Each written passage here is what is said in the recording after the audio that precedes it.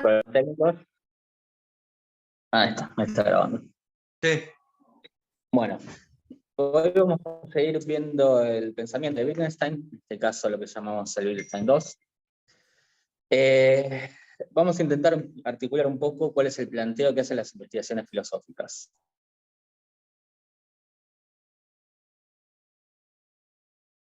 Se publica 2 años después de la muerte de Wittgenstein, y que él, en lo que da las investigaciones, aclara que no es un libro como otros, en todo caso, que no lleva un hilo conductor propiamente, sino que tiene una orientación, pero no se concatena un parágrafo, sino que es más bien una suerte de álbum, un collage, un rejunte de sus ideas, por así decirlo. De hecho, lo terminan de editar sus editores, no es el orden propiamente que le terminó de dar Wittgenstein, porque no lo terminó, lo dejó inconcluso en todo caso. Bueno, en todo caso, decíamos, principalmente lo que sí lleva como hilo orientador es una crítica a lo que plantea en el Tractatus. Hay quienes lo leen como una continuación, hay quienes lo leen como una crítica. Yo creo que en todo caso hace un vuelco en contra del Tractatus, pero va levantando punto por punto lo que plantea allí también. Con lo cual se podría hablar de una cierta continuidad. Quiero decir, las investigaciones no serían sin el Tractatus. Algo así como la ultimísima enseñanza de Lacan es lo que llega al punto que llega por todo lo que vino antes también. Claro. Entonces, este segundo Wittgenstein, está agarrando un poco de frío, perdón. Se desprende ya del pensamiento propiamente lógico.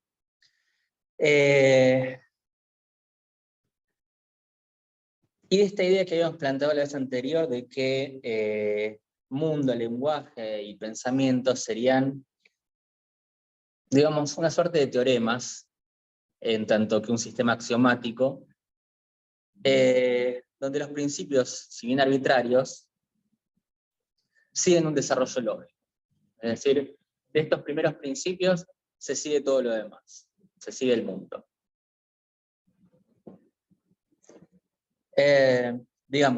Esta forma de pensar del primer Wittgenstein, en tanto que habría una lógica subyacente al mundo y el lenguaje, se trata de que ya hay un mundo de antemano, por así decirlo. Es cuestión de mostrar que el mundo puede ser correctamente dicho. Es decir, qué se puede decir y qué no. Lo digo de otra forma. Para el primer Wittgenstein, el mundo tomaría la forma de un dicho.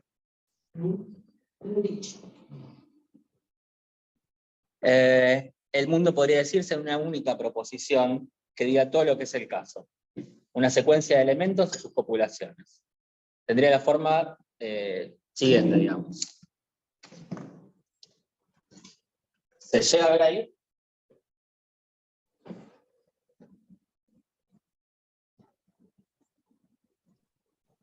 ¿Se ve? No, no se ve. ¿Por qué no? Yo me fijo a ver si lo puedo. Se acerca un poco. Yo todo esto no lo sé. Yo lo puedo arreglar. A ver qué pasa. Ahí se lee un poco mejor. No, no se ve nada. Bueno, Sí, lo levanto. bueno, sí. Déjame la computadora. Podría ser. Eso. Ese cherito.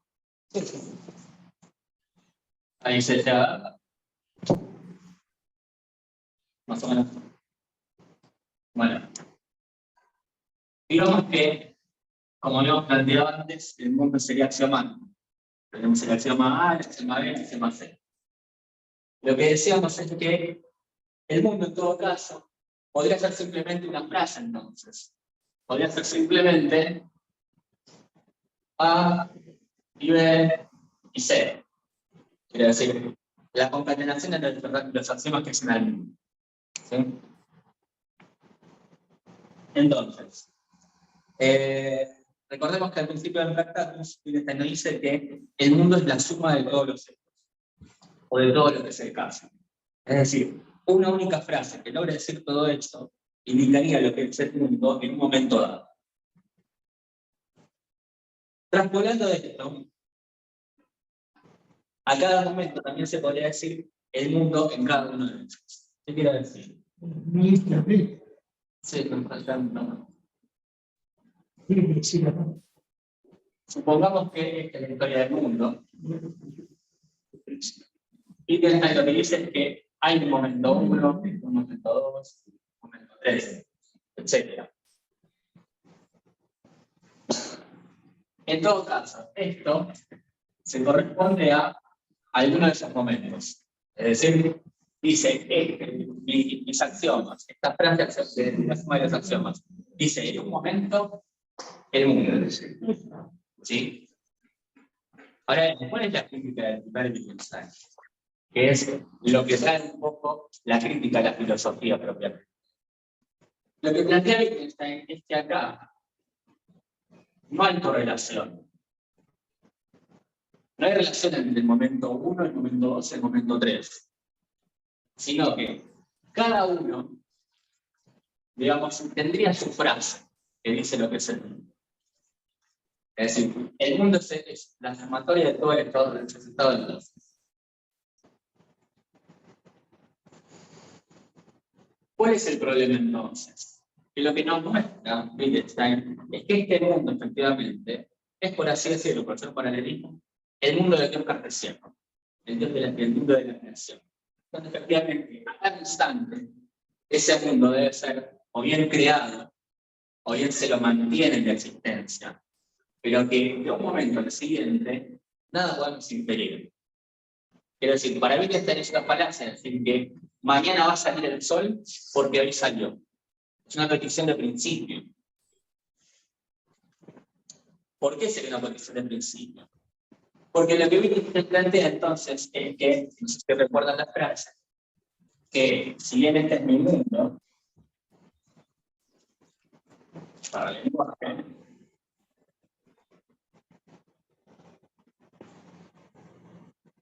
el límite es el sujeto. Es decir, el sujeto no es parte del mundo, sino que es su límite. ¿Qué es lo que nos da entonces esto? Un mundo muerto, un mundo sin experiencia alguna. Un mundo completamente estático en el momento 1, en el momento 2, en el momento 3, pero sin correlación entre sí. Estaba puesto el no, pero no es más que no sé. Decía entonces, lo que introduce en el mundo, digamos, de alguna forma, la experiencia del mundo, es el sujeto, es la subjetividad. La subjetividad es lo que rompe esta barrera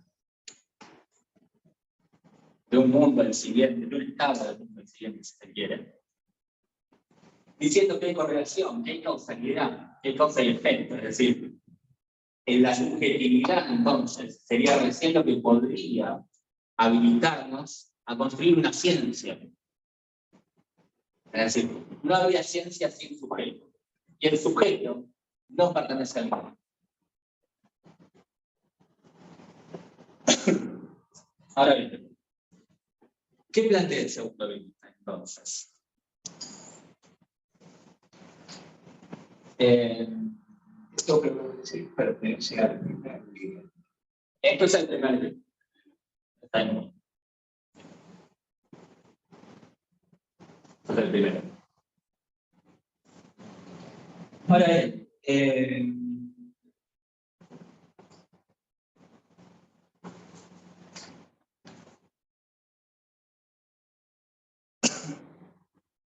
el problema que se le presentaría en todo caso al sujeto del primer Wittgenstein, el sujeto del Tractatus, es el problema que nos trae, no sé si recuerdan, Funes el Memorioso. Bien. El problema, la queja que tenía Funes constantemente con los demás, era decir que el perro, las 4 y 5, sea el mismo perro que de las 4:10, por más que esté ahí sentado en el mismo lugar. Es decir, el mundo, en todo caso, es un mundo sin memoria. La memoria, en todo caso, la trae el sujeto, en este desplazamiento que había de un momento al otro.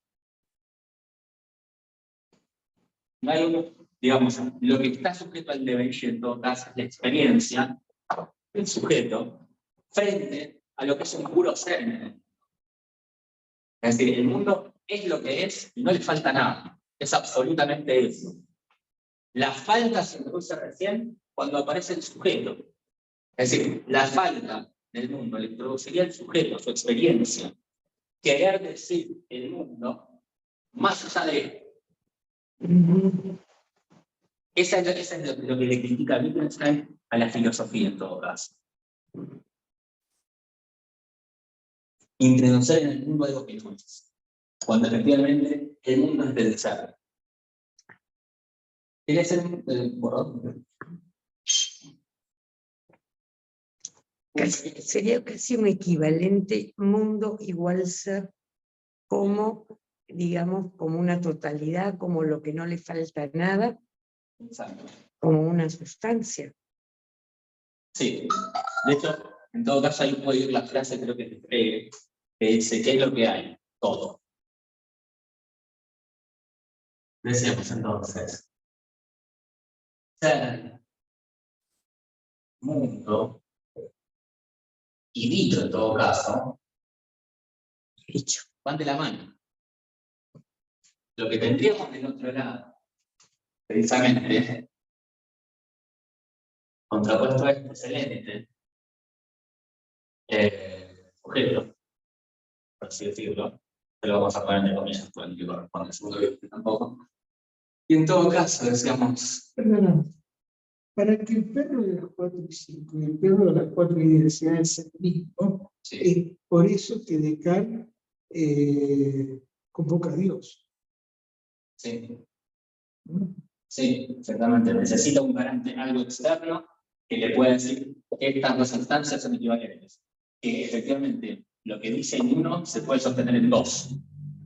Sí, y el sujeto sería lo que sería el garante para mí, No, no es un ¿qué? garante, sino que precisamente lo que hace es introduce una falta, agujerea al lenguaje. Hace que este punto que busca aquí esté en realidad afuera. Es decir, la subjetividad no corresponde al mundo.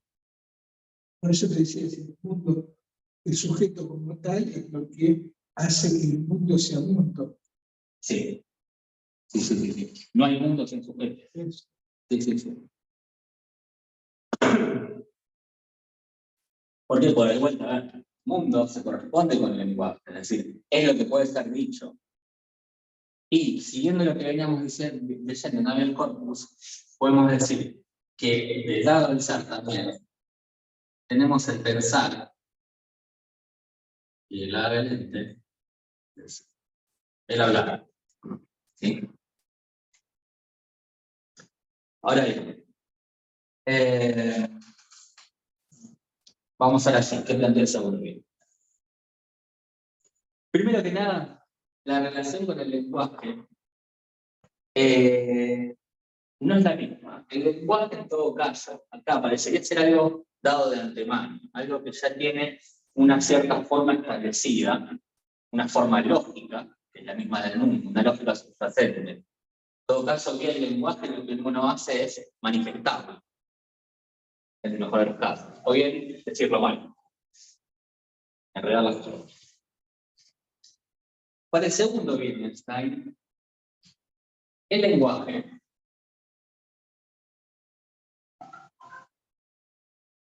de una forma más parecida a lo que sería una caja de herramientas. Si querés sentarte por aquí. ¿Se ve bien? Sí, sí, sí. El lenguaje se parece a una caja de herramientas, ¿por qué? Porque sirve para decir cosas, tiene cierta utilidad. Y en tanto son herramientas, son útiles, hay lo que se llama parecido de familia, una cierta familiaridad. Podemos tener un martillo, una llave de tuercas, un destornillador. Hay herramientas que son reemplazables por otras. Quiero decir, yo puedo ponerme a martillar con una llave de tuercas, debe ser bien, pero me va a salir durante un rato. Ahora bien, yo no puedo agarrar una madera y intentar cortarla con un pincel, no me va a agarrar nunca. Hay palabras para Wittgenstein que nos sirven para decir ciertas cosas que pueden ser reemplazadas por otras, y hay otras que no. Exactamente.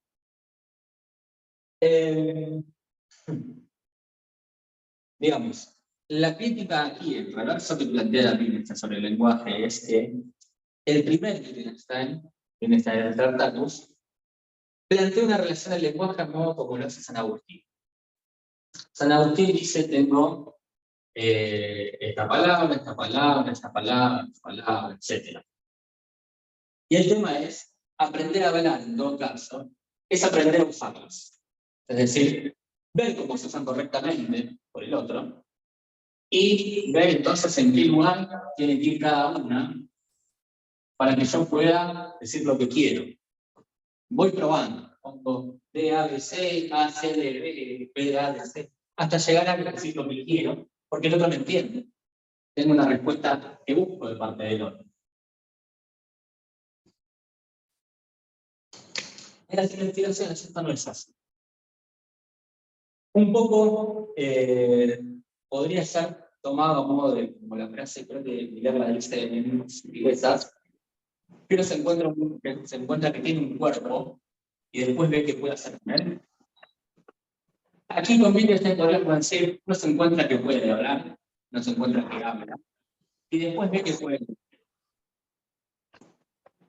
Solapándola, yo quisiera decir en todo caso, uno ve que habla, porque tiene un cuerpo, en todo caso, si habla es porque tiene un cuerpo. Si tiene un cuerpo es porque puede hablar. Parecería que, en todo caso, hablar y tener un cuerpo a esta altura serían lo mismo. Habría que pensarlo, porque me parece que va con el todo eso. Uno no habla sino con el cuerpo. Lo que estamos viendo. Eso es lo que me cansa, por ejemplo, Aristóteles. Aristóteles dice, el alma mueve el cuerpo y acá el cuerpo mueve al alma. Sí. Bueno. Yo lo relaciono más con la parte clásica del seminario 20 de Lacan, donde dice, hablo con el cuerpo sensado. Es decir, hablar viene antes. Decíamos entonces, la relación del lenguaje es la de una caja de herramientas, por así decirlo. El lenguaje son útiles que utilizamos, si se quiere, en el mejor de los casos. Porque hay que ver si efectivamente existe el lenguaje. Para el segundo Wittgenstein podríamos decir que quizás no lo dice tan claramente, pero se intuye. Es una crítica a la idea de que está el lenguaje, esta lógica subyacente al lenguaje. Lo que plantea el segundo Wittgenstein, sí, es que en todo caso, el uso del lenguaje es una actividad propia del hombre. Hablar, pensar, son una suerte de actividad que se solapa.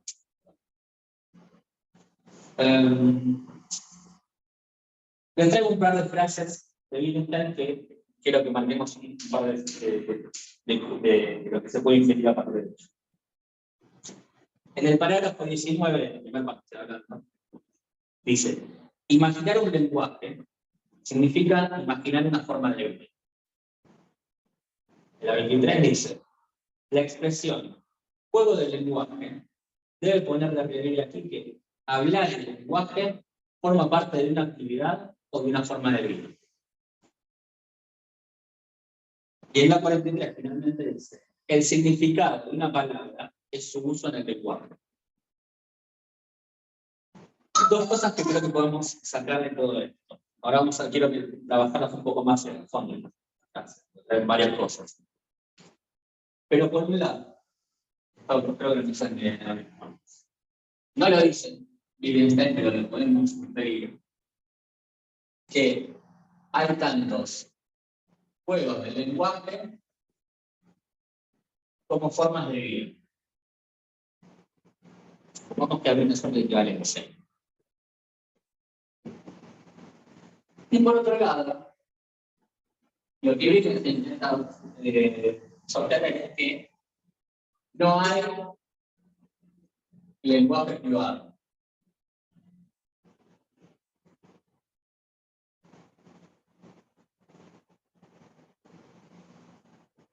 No es posible que lo haya. Vamos a ver por qué. En cuanto a lo que son las formas de vida, Wittgenstein no se lo elabora mucho, en realidad. Pero sí hace una clara diferencia con lo que sería el biológico. Una forma de vida no tiene nada que ver con la vida biológica.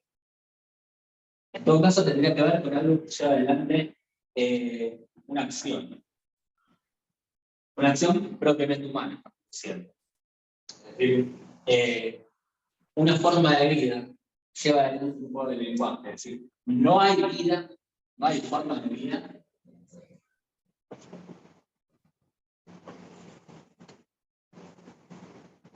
si no es con un juego de lenguaje. Si no es que juega un juego de lenguaje. No voy a pasar de la pared. Sí. Perfecto. Si quieres apoyar acá, sí. No, está bien. Sí, sí, voy cambiando. ¿Ah? Sí. Disculpe, usted no está viendo. Si ves en la cuarta pared, tenemos una camarógrafa. Lili. Sí. Estoy con un brazo y con el otro. Decía entonces, no hay uno solo, no hay igual forma de lenguaje, sí, forma de vida. Mi forma de vida es el juego de lenguaje.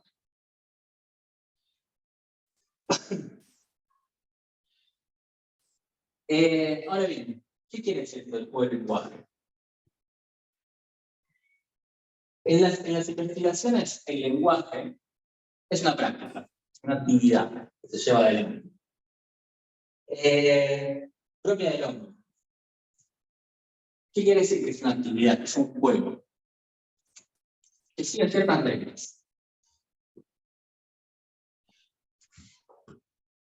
Regla 1, regla 2, regla 3, etc. Ahora bien, ¿qué sería seguir la regla? En todo caso, cuando uno habla. Significaría en todo caso hablar bien, hablar correctamente. Lo relaciona a los juegos, esta idea del juego del lenguaje, por lo siguiente. Digamos, uno cuando juega al ajedrez conoce las reglas, aprende los movimientos de las fichas, aprende cómo empieza, la posición de las fichas, el final cómo tendría que ser, qué quiere decir mate, tablas, etc. Y en el intermedio se va viendo en todo caso. Todo lo que es el juego medio. Ahora bien, dentro de estas reglas del juego del ajedrez, lo que Wittgenstein plantea es que hay muchas cosas que son tácitamente implícitas, que no se explicitan en las reglas, pero que efectivamente están ahí, porque si no, no sería posible llevar adelante la actividad. ¿Qué quiero decir? Uno sabe que, por ejemplo, no lo sabe en realidad a partir de las reglas, porque no lo dicen, pero sabe que se agarra un caballo, uno no lo puede poner en diagonal como un alfil. Se agarra una torre, uno no puede, o un peón no puede moverse para atrás. Lo que quieran, en todo caso. Son movimientos que son inválidos. Pero que todos esos movimientos inválidos no están explicitados en las reglas tampoco. En todo caso, quizás podría haber una regla que diga cualquier movimiento fuera de estos resulta inválido. Hay que ver qué se entiende por esto también. Quiero decir, las reglas tampoco implican, no sé, una edad máxima y mínima de los jugadores, el día de la semana en que se puede jugar, el tamaño del tablero, la forma de las piezas, etcétera, etcétera, etcétera. Son un montón de reglas que en realidad no están dichas, pero que hacen en la actividad, que recién aparecen cuando alguien dice, che, no, eso es un movimiento inválido, no se puede hacer. Ahí recién se necesitaría esa regla. El ejemplo que da, por ejemplo, es el juego de la pelota entre dos chicos. Los chicos están jugando a la pelota. Le das una pelota y juegan. No sabes a qué juegan realmente. Juegan al fútbol, juegan tiro al arco, juegan mete gol entra. La van pateando. Van haciendo sus reglas a medida que juego. Hasta que de repente uno hace algo, por ahí la agarra con la mano, y el otro dice, no, estás haciendo trampa. No forma parte del juego, en todo caso. A lo que va con esto Wittgenstein, en definitiva, en cualquier actividad, en cualquier juego del lenguaje, uno nunca puede estar seguro de estar siguiendo la regla. Si a alguien se le dice, pasa el pizarrón y escriba una serie de números. Y el tipo escribe 2, 4, 6, 8, 10. Bien, uno estaría tentado a decir que escribió una serie de números pares, pero no. Ahora bien, se le dice, continúe. Y escribe 11, 27, 32, 25. Y se le pregunta en todo caso, ¿usted en base a qué está anotando los números? Puede ser los números que conozco, los números que primero se me vienen a la cabeza, las edades de mis familiares, lo que fuera. Es decir, hay tácitamente algo implícito dentro de la actividad que se desconoce, absolutamente. Quiere decir, nunca se sabe cuándo se está acorde la regla. Ustedes pueden escribir acá, pero por default no sigo escribiendo en la pared, porque se supone que no escriban en la pared. Sin embargo, más de una no se lo sigo usar así. Se les acaba de usar, no importa, sí, continúa, más allá. Entonces, ¿qué quiere decir jugar un juego? Tenía ciertas reglas. Ciertas reglas, en todo caso, uno no sabe cuáles son. Sin embargo, sigue adelante con esa actividad. Sea lo que fuese, que va mutando. Es, en todo caso, el lenguaje. No algo estático, como lo decíamos en el primer vídeo, que está como un mundo, sino que es un juego en tanto que siempre es en acto. Siempre hay juego de lenguaje en tanto hay habla, en tanto hablamos. Ahora bien, también traíamos esta idea de que no hay un lenguaje privado. ¿Qué sería un lenguaje privado en todo caso?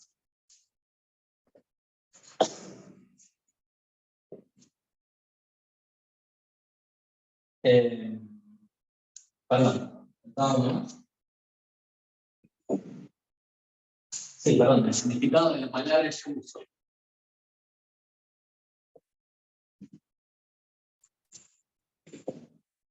Que va de la mano nuestra de la práctica del juego del lenguaje.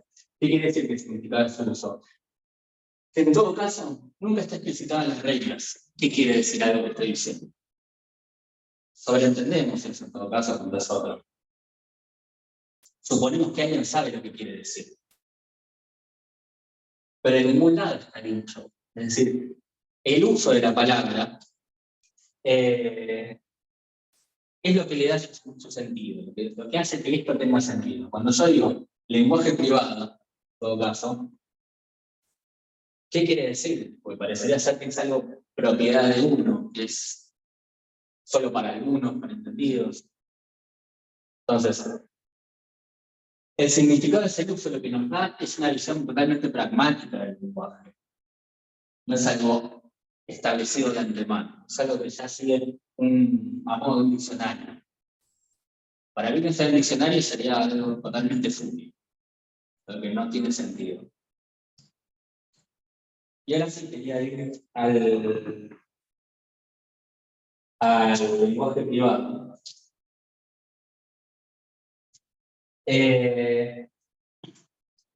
Para explicar un poco, traigo lo que es el parágrafo 293 de la primera parte también, que dice así, ya lo trabajamos. Si digo de mí mismo que yo sé solo por mi propio caso lo que significa la palabra dolor, ¿no tengo que decir eso también de los demás? ¿Y cómo puedo generalizar ese único caso tan responsablemente? Bien, uno cualquiera me dice que él sabe lo que es el dolor solo por su propio caso. Supongamos que cada uno tuviera una caja dentro y cada uno dice que él sabe lo que es un escarabajo solo por la vista de su escarabajo. Perdón, supongamos que cada uno tuviera una caja y dentro hubiera algo que llamamos escarabajo.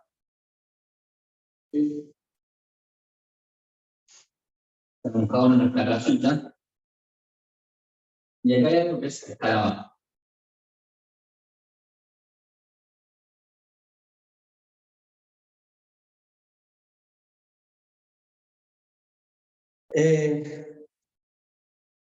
Nadie puede mirar dentro de la caja del otro, y cada uno dice, él sabe lo que es un escarabajo solo por la vista de su escarabajo. Aquí podría muy bien ser que cada uno tuviese una cosa distinta en su caja. Sí, se podría imaginar que una cosa así cambiase continuamente. Pero, ¿y si ahora la palabra escarabajo de estas personas tuviese un uso? Entonces, no sería el de la designación de una cosa. La cosa que hay en la caja no pertenece en absoluto al juego del lenguaje, ni siquiera como un algo, pues la caja podría incluso estar vacía. No se puede cortar por los años, por la cosa que hay en la caja. Se neutraliza, sea lo que fuere. Es decir, si se construye la gramática de la expresión de la sensación según el modelo de objeto y designación, entonces el objeto es fuera de consideración por irrelevante. Bien.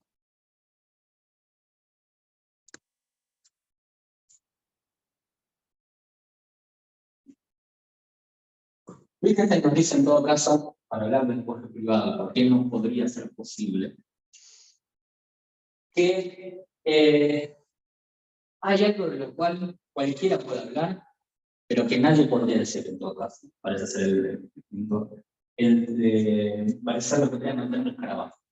Digo, yo tengo en mi caja algo que tiene una etiqueta que dice escarabajo. Nunca la abrí, no sé qué tengo que tiene adentro, pero la puedo usar en una frase. Digo, yo tengo un escarabajo, por ejemplo. Mi escarabajo es así y asado. Sin embargo, ese término, escarabajo, no tiene relación alguna con lo que tiene cualquier otro, más allá del nombre. ¿Sí? Con lo cual uno podría decirlo de cualquier forma.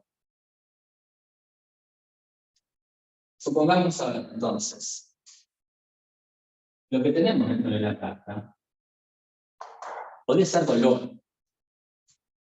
Es decir, ¿qué quiere decir hablar sobre el dolor? Uno describe una cierta sensación. Me agarré el dedo con la puerta y me la veo de tal y cual manera, qué sé yo.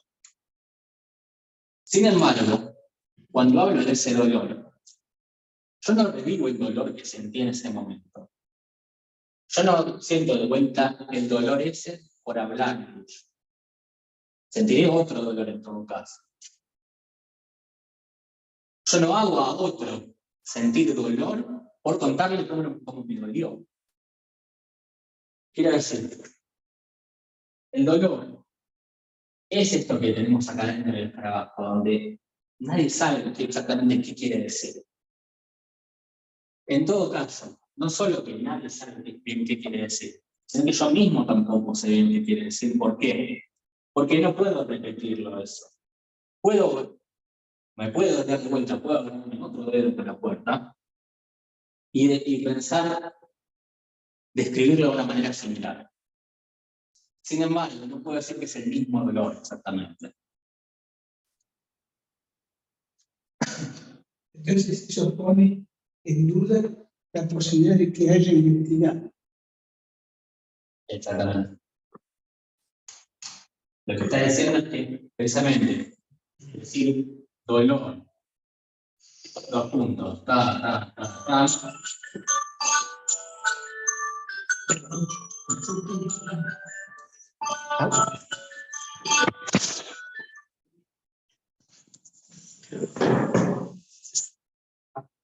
Está corriendo.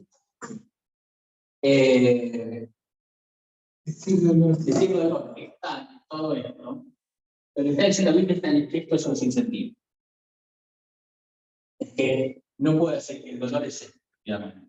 En todo caso, lo que puede decir es uso la palabra del dolor de esta manera, en este momento. No hay, ¿por qué? En todo caso. No hay esta identidad entre la definición de una palabra, sino más en el momento en que, sino que la definición de la palabra es en el momento en que la uso. Es lo máximo que puedo llegar a decir.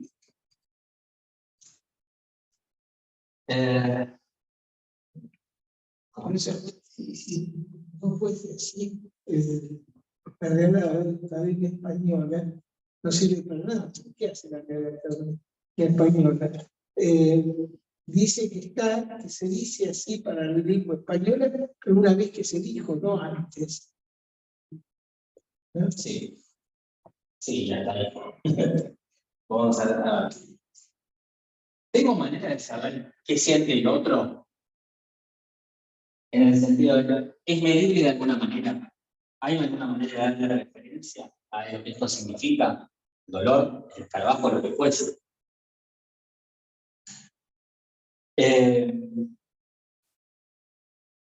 Uno más o menos sabe lo que es el dolor.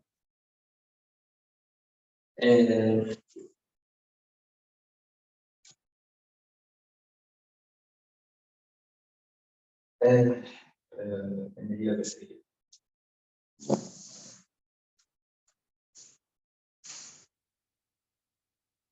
Supongamos, para comenzar un poco el asunto.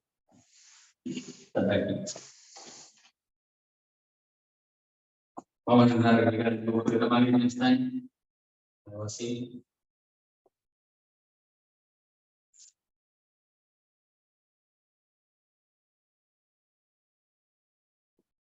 Vale. ¿Qué es eso?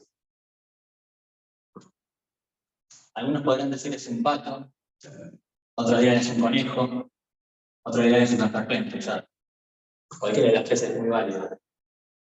El tema es que efectivamente, en todo caso, cuando nos referimos a eso es simplemente el uso en el que le das, que tiene sentido en el que en tanto lo usamos, en tanto lo decimos. La idea es que esto no tiene un significado propiamente, se lo damos, lo usamos para decir algo. Cuando uno señala eso, uno no sabe a qué se está refiriendo, el otro no lo sabe. Puede ser el color, puede ser el material, puede ser la forma rectangular, el pizarrón, el agujero con quinta dimensión que está tapándose. Es eso, en todo caso, y se le da sentido. Las palabras tendrían ese lugar, de alguna forma. Sería como la combinación. Sí, pero yo diría más bien un bautismo permanente, donde siempre se lo utiliza por primera vez. El sentido es el uso. El sentido es el uso, permanente. Sí. En todo caso, lo que nos plantea esto es que, bien, no hay lenguaje privado también, ¿por qué? Porque para uno hablar en lenguaje privado, efectivamente, tiene que saber lo que está diciendo. Si yo sé cómo es lo que está diciendo, lo que estoy diciendo, es decir, que yo sé cuál es la regla, cuáles son las reglas para jugar ese juego. ¿Qué quiere decir eso? Ese lenguaje no es privado, por el simple hecho de que yo lo sepa, sino que no es privado porque cualquiera que supiese las reglas podría repetirlo. Un lenguaje privado, entonces, sería aquello que nadie puede hablar, aquello que nadie puede repetir en todo caso. Un lenguaje el cual no sigue ninguna regla. ¿Sí? O en todo caso no sabemos qué regla sigue. ¿Qué es lo que nos pasa siempre que hablamos? Estaba diciendo antes, las reglas nunca son explicitadas en su totalidad. Quiero decir, uno nunca está acorde al inconsciente Eso es lo que quiere decir esto también. Entonces, ¿qué lugar quedaría para el juego del lenguaje? Porque si yo, en todo caso, nunca puedo terminar de explicitar las reglas, ¿qué es lo que me permite saber qué es lo que se está diciendo? Entonces, nunca puedo estar seguro de qué juego estoy jugando. ¿Sí?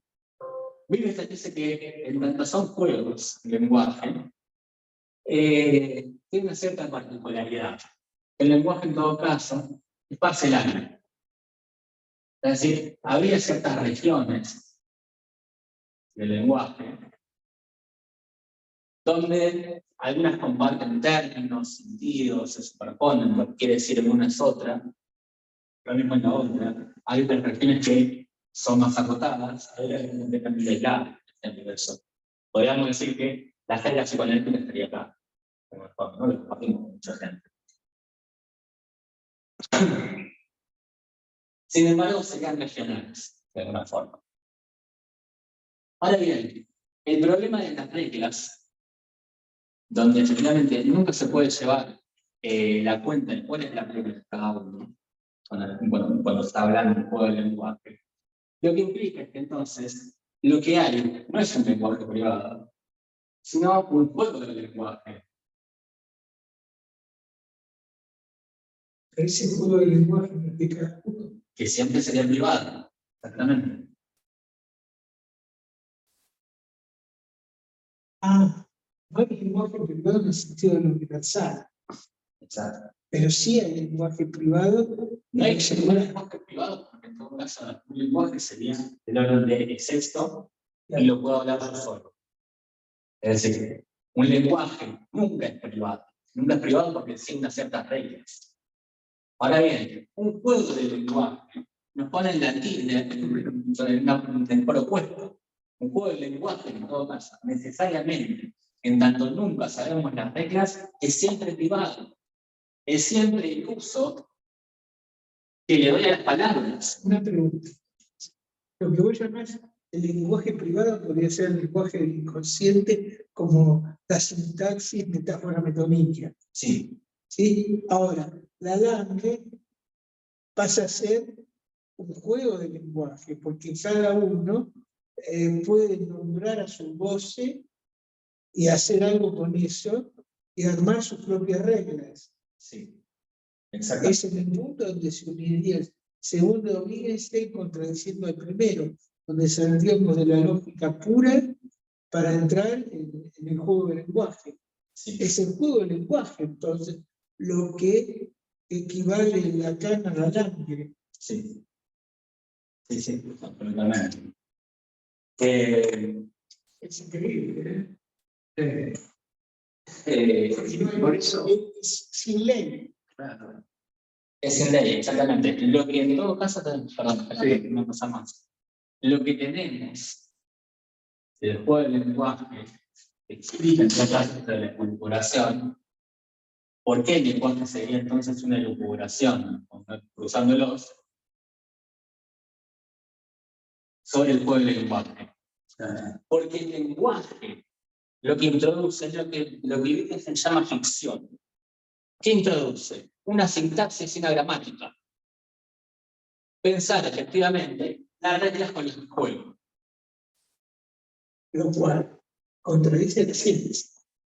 Absolutamente, está diciendo que tiene que entender. Claro, porque por otro lado, si el lenguaje es lo que elucubra sobre las bases del juego del lenguaje, que es singular de cada uno, y el lenguaje lo único que constituye es semblantes. No puede llegar a lo real, me dijo José, justamente por eso. Sí. Lo que Wittgenstein dice es que la gramática, la idea del lenguaje, lo que hace es tapar de sentidos y de orden el juego del lenguaje. Y en todo caso, no ver lo que decimos propiamente. Es decir, que él equivale de una forma decir algo nuevo, de hablar del juego del lenguaje, que siempre en todo caso, como decimos recién, es privado, a algo similar a descubrir un color nuevo. Es decir, poder experimentar algo que nunca ha sido experimentado. Y que en todo caso, si nos lográsemos correr de acá y quedarnos en esto, eso sería constante. ¿Sabes qué es el problema? Que me decía obstáculo que decir ahora, con lo que vos acabas de decir, me levanta el obstáculo. Que llamar lenguaje al juego del lenguaje, me parece que genera confusión. Porque ¿qué es la diferencia entre el juego y el lenguaje? Y el lenguaje es un problema. En cambio, si uno dice solamente juego, con la larga, dice Lacan, se supera esto que parece usar el mismo término para dos cosas totalmente diferentes. Es que, por decirlo de alguna forma, el lenguaje, o sea, el juego del lenguaje, lo que también la ciencia es al mismo, parecería ser, siendo que no hay mundo más allá del juego del lenguaje. Es decir, en tanto hablo, hago un mundo, la manera de como reemplaza el hago un mundo en tanto hablo. Para mí también es esa la posición. El mundo, que en todo caso ahí sí se comprende un poco de una forma, no exactamente punto a punto, con el periodo de Wittgenstein que dice: mi mundo es el alcance, el alcance de mi lenguaje. Los límites del mundo son los límites del lenguaje. Aquí, digamos, estaría por el otro lado, ese no es hasta donde llegue, puede ir más allá, correr, según lo que diga, según lo que juegue.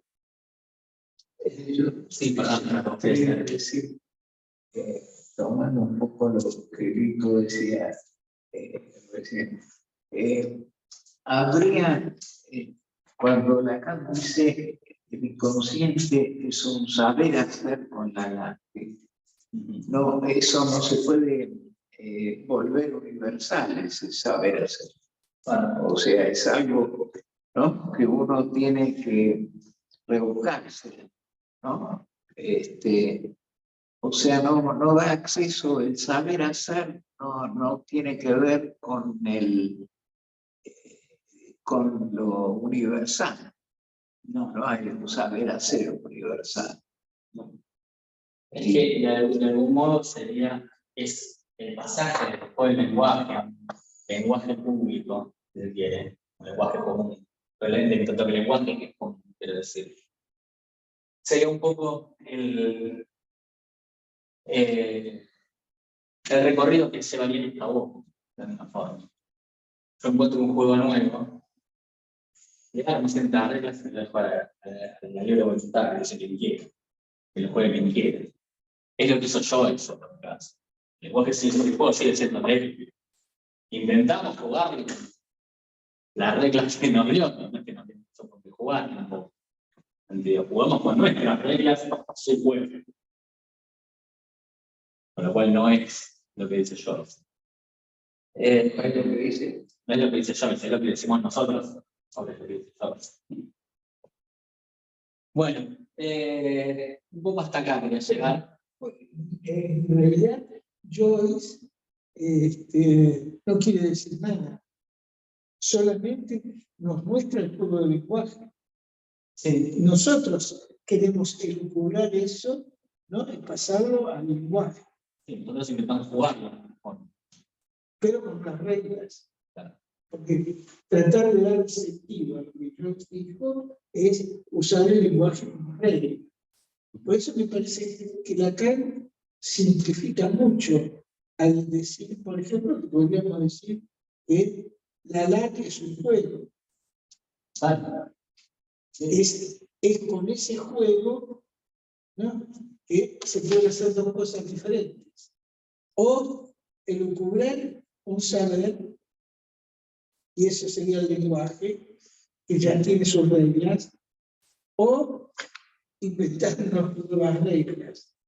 Digo, porque eso daría dos caminos diferentes. Un fin del análisis por el lado del saber, o un fin del análisis que tendría que ver, más que ver con el juego que yo me inventé. Es que un análisis acá, en tanto las reglas nunca están del todo explicitadas, lo que significa es un análisis infinito. siempre se puede aportar más esa tangente por la que se escapa el sentido. Ahora, te pregunto si es una idea, ¿no? Es una duda que a mí me quedó. Que la tranquilidad dice que, bueno, que en última instancia el pase debería ser una alusión. ¿Podés decir algo de eso? Y es que no podría ser otra cosa. Uno, de alguna forma, digamos, en tanto el juego del lenguaje siempre es privado. Uno nunca lo logra necesitar del todo. Puede hacer alusión a esta crítica que hace que ya desde el primer, en todo caso, donde va en contra de la posibilidad de demostración, y que lo toma también acá, por supuesto, sino que lo único que nos queda, si no podemos demostrar algo, es mostrarlo. Por eso esto de que este libro únicamente podrá ser entendido por aquel que haya tenido estos pensamientos previamente. Todavía intentamos entenderlo, no tuvimos ese pensamiento. Me parece que, en todo caso, No, porque Millet, esto lo dice, sí, pase como alusión. Y sí, me parece que es eso. Es por eso que lo Escabo ya se escapa de las manos de que el testimonio. El que testimonia, en todo caso, no es el que está en el santo, es el que ya pasó por una análisis. Es el que ya no está en su juego, sino está intentando pasar a hacer una regla para todo. Es decir, miren, me encontré este juego, me armé este juego. Me armé, y lo único que me puedo armar en todo caso, lamentablemente, es este semblante nuevo. Así que, Sí, que la cancha no significa que...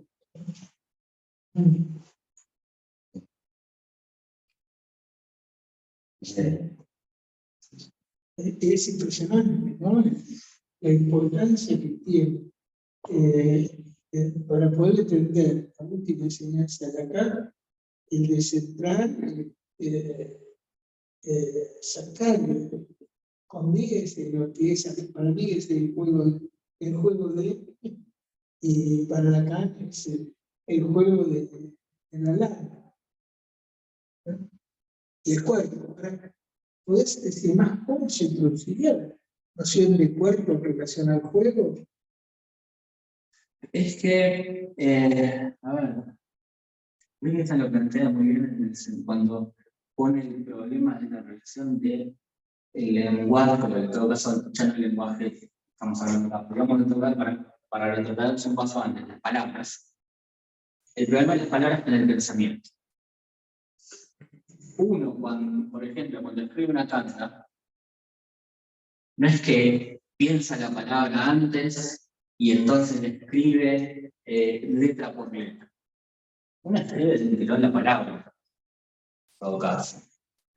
Quiero decir, hablar.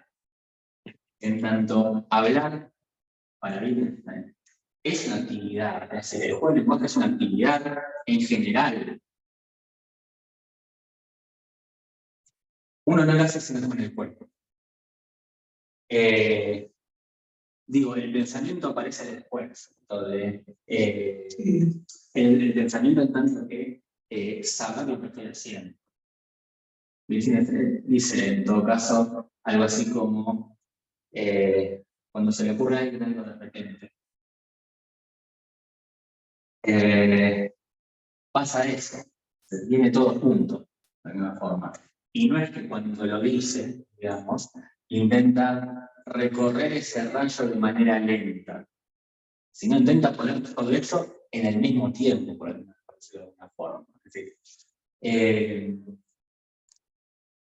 se piensa de esta manera con el cuerpo, en todo caso. No hay otra manera de decirlo, realmente, si no es vía el cuerpo. Hablar. Lo que hablar. Pensar. Bueno, pensar en Wittgenstein, sí. Cuando estamos hablando de entidades corpus, sí, en todo caso, hablar propiamente de lo que hablan como distinto de pensar en un segundo momento, en donde se pone en claro lo que se hace. Y acá no, dice primero hablo de por qué.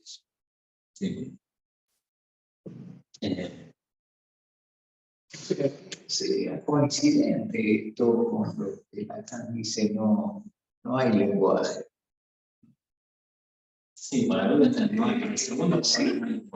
Es como si siempre fuera una sucesión de actos individuales, ¿no? De cómo uno entra en el juego y cómo usa esas palabras. O sea, sí, de algún modo lo que se sostiene acá es esto que planteaba yo en el primer libro,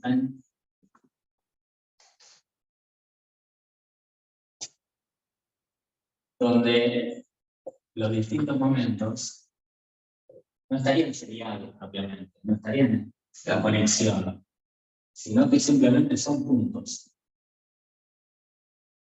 Y lo que la ordena esos puntos es la fricción, es la gramática.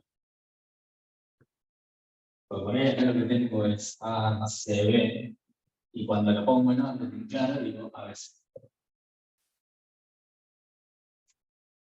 Es decir, hay un forzamiento sobre el juego del lenguaje para poder transmitirlo de alguna forma, para poder decir algo en el lenguaje. O sea que se puede decir que el lenguaje es no el lenguaje como el lenguaje como locuración, no existe ahí. Sería una máquina de producir semejante cero. Es decir, la película Obsesión, me hace acordar de eso, ¿no? Porque al final se ve que es el lenguaje de alguien con una computadora que arma todo, algo que es una pura ficción. Pero todo es ficción en el lenguaje, todo es el nada. El lenguaje es una ficción para el lenguaje. Una ficción gramatical. O sea, que el postulado de lo real es racional y lo racional es real, No, no disculpe, no estaría de acuerdo. no estaría de acuerdo. No sería estaría fuera de la dialéctica. El segundo. Sí. No hay dialéctica si no hay un significado ya establecido en todo caso. Bueno, Sino que precisamente, de vuelta, en tanto el significado es el que quiere decir que esto no es irrepetible, completamente irrepetible. Claro, porque siempre el significado es en su gusto. No puedo volver a usarlo dos veces de la misma forma. Siempre, por eso te decía que es un bautismo permanente, en todo caso de las cosas, que es un nombrar siempre por primera vez, es lo que te pones. sí. no hay Dios. Pero es que No hay Dios. Porque Dios es el garante de que el mundo que creó es el mundo. No que tenemos. ¿No? El Dios, Descartes es el garante de la identidad. ¿No? Porque del otro lado está el genio maligno que me muestra que nada es lo que es.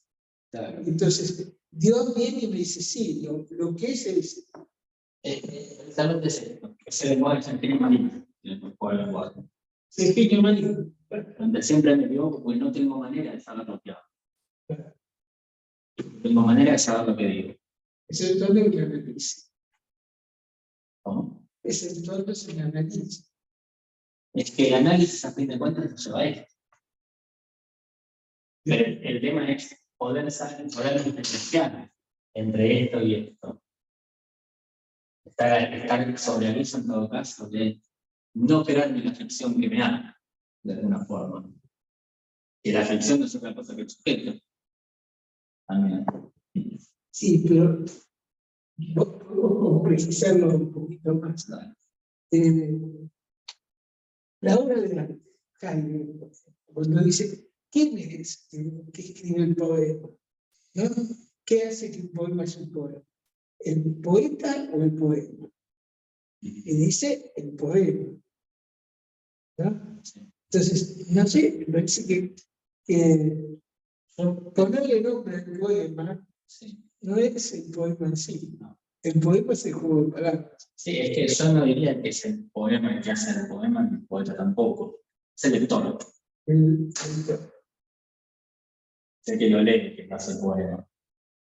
Pensando en, de vuelta el texto que dice Sin embargo, hay algo, ¿no? que en el texto que leímos sobre Kairos y Dios, me parece que el momento de Kairos, el texto lo dice, es el momento de la creación. Sí. Pero el que crea, lo creado, es como si lo creado y lo que crea fueran la misma cosa. No es el artista el que crea. No hay artista. No hay artista. ¿Cómo? Hay obra. Hay obra. Ahora, en ese sentido, pensaba que el artista no hace divulgación de saber. No. Solo tú. ¿No? Y entonces, me parece que cuando, por eso la dice, yo no soy un poeta, sino un poema. ¿No? Por lo menos. Y un poema es lo que debería ser un relato de un testimonio. Sí. ¿No? Pero ¿por qué digo que es el lector? Por esto mismo. Porque significó eso. En todo caso, esto que plantea Borges con Biermenard, me parece que es que siempre lee leer por primera vez. Entonces, se lee, digamos, por decirlo de una forma, leer es escribir. Leer es hacer una lectura, es haciendo escritura. Es armar un sentido propio. Vicky trae eso, el último lector, que termina armando el sentido, no es tanto el que escribe, sino el último que lo lee. Claro, ahí no es que es un sentido, por así decirlo, es la experiencia de lectura. La experiencia. Pues si no, ya devuelves a armarse una ficción nueva. Claro. Sí. La cuestión es, habría entonces que diferenciar esto en relación a la cápsula que era la. Una cosa sería llevar el juego que abre Bosque, ¿no? A nivel del lenguaje y generar una ficción. Pero quizás lo que Lacan plantea es otro camino, es el camino del escabó. El escabó no es llevar entonces al lenguaje, ¿no? El lenguaje como ficción. Es crear una ficción nueva, eso no me cabe duda. Pero apoyando, sosteniéndose en otro lugar que no es el lugar común del lenguaje. No, es decir, algo bueno. Sí, sí, sí. Es algo que todavía no fue dicho, no es parte de que, digamos, se va a ver el lenguaje como no es lo que ya es parte de lo que se dijo, sino algo, al decir algo nuevo, que sí puede ser dicho por cualquiera, pero es algo nuevo. Si no, el tema es que si no es posible decir algo nuevo aquí, nos estamos contradiciendo y estamos de vuelta a pararnos en el primer libro, donde ya todo lo que es el mundo ha sido dicho. Por eso Lo que trae el lenguaje privado es la posibilidad de que haya una experiencia. se podría entonces pensar que el fin del análisis pensado así no es el fin del análisis escrito en el discurso analítico. Porque el discurso analítico lo que hace solamente es separar el S1 de S2 como una relación imposible. Pero es un paso más que es escribir un significante nuevo, que no es simplemente poner por delante el sinsentido del S1 y no articularlo en ningún S2, ¿no? Sino finalmente un punto más, que sería Algo así como armarse a su propia. ahora más en el propio drama.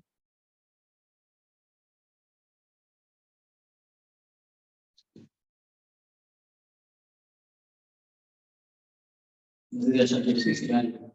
sea que el comienzo del análisis tendría más que ver con invitar a un juego de lenguaje, ¿no? Invitar a jugar, ¿no?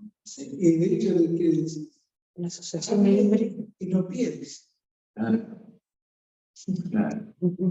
hagan uso, ¿no? Esto sería muy bien en la reunión anterior, que Guido planteó esto, ¿no? La diferencia entre hablar y pensar.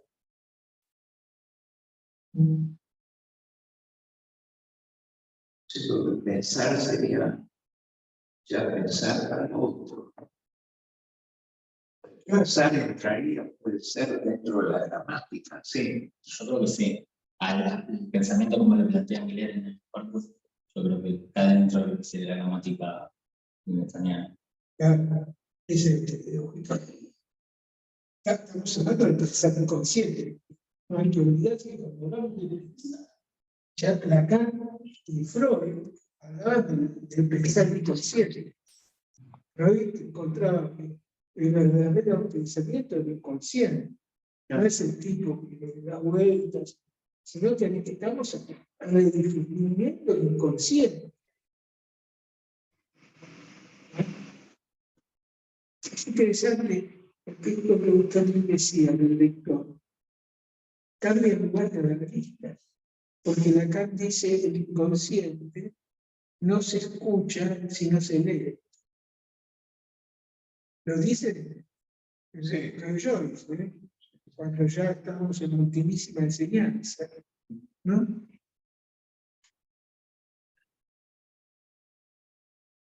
No es lo que se escucha, sino que Lo que se lee. lo que se lee es lo que se escucha. Él dice el inconsciente no se escucha, se lee.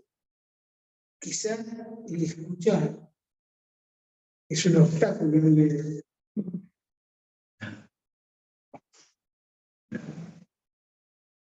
Porque escuchamos que lo que el otro dice, con las reglas del otro. Y el juego del lenguaje es sin otro. El juego del lenguaje es lo que da la posibilidad del equívoco o una otra puntuación. Claro. De que se diga, parece Ya, lo que se dice. Pero que es un dicho, ¿no? no también ha dicho. Sí. Porque no se escucha. Sí. Que se diga, ¿no? O sea, que sería invitar al juego, queda olvidado, ¿no? Cuando uno entra a jugar, pareciera que hay una posibilidad de, no tanto de usar, sino de esperar del otro, ¿no? Y el lenguaje. Claro. En cambio, lo que se dice queda olvidado. El olvido no es el olvido del ser, como Claro. es el olvido del galán, del goce. Ahí está. Entre enunciación y enunciación, abajo de eso está el decir. Y el decir es lo que me parece que Wittgenstein dice es ese juego de palabras. Es que no hay posibilidad de memoria sintomática. Con lo cual el juego del lenguaje, del habla, van en contra de la noción de que haya una memoria de eso. Porque sería repetir el uso, claro, el mismo significado a veces. Es increíble, pues la crítica le hace en todos psicólogos, todos locos, en relación a la noción de memoria simbólica de la carta global. ¿No? Es que esto sí es una ley. Claro, pero ¿qué es la carta global a lo más y lo menos? Cuando realiza eso es un lenguaje, es una sintaxis de las disimetrías y las simetrías. En cambio, en el análisis no hay posibilidad de esa simetría. Y también hay otro tiempo, porque el tiempo del juego de palabras, podríamos decir que se entiende, porque acá puedo decir que el S1 de la puede ser desde un fonema, la frase, a toda una vida.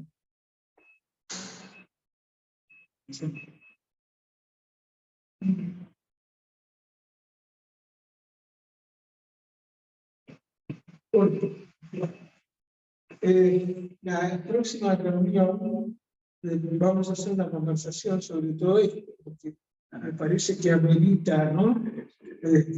Escuchar todo lo que piensan cada uno de ustedes que han podido sacar, que, bueno, que están de acuerdo en que no. No sé si ahí está Carlos, ¿lo veo? ¿Qué pensás, Carlos, lo mismo? Sí, claro. Fantástico. Entonces, el próximo lunes hacemos la gran conversación. Bárbaro. Sí. ¿Llegaste bien al final? Carlos, ¿llegaste bien? No se escuchó bien lo que dijiste, Lito, perdón, la última parte. Sí, llegaste bien. Sí, bárbaro. Tuve un inconveniente porque hubo un accidente en la autopista, pero se me retrasó todo el consultorio y no podía llegar a Leol, pero sí, bárbaro. Bueno, vale. Qué suerte. Bueno. Buenísimo, Guido, la clase de Einstein esta, ¿eh? ¿Te parece? Merece un aplauso, ¿no? Sí, totalmente. Un aplauso Muy grande. bueno. Excelente. Muy bueno, muy bueno. Muy bueno, en serio. La verdad que Muchas sí. gracias. Excelente, Gracias. muy claro, muy didáctico. Hasta el lunes próximo, entonces. Gracias. Te veo ahí. Gracias. Hasta el lunes Chau, que chau, viene. hasta el lunes. Hasta el lunes. Chao, hasta el lunes.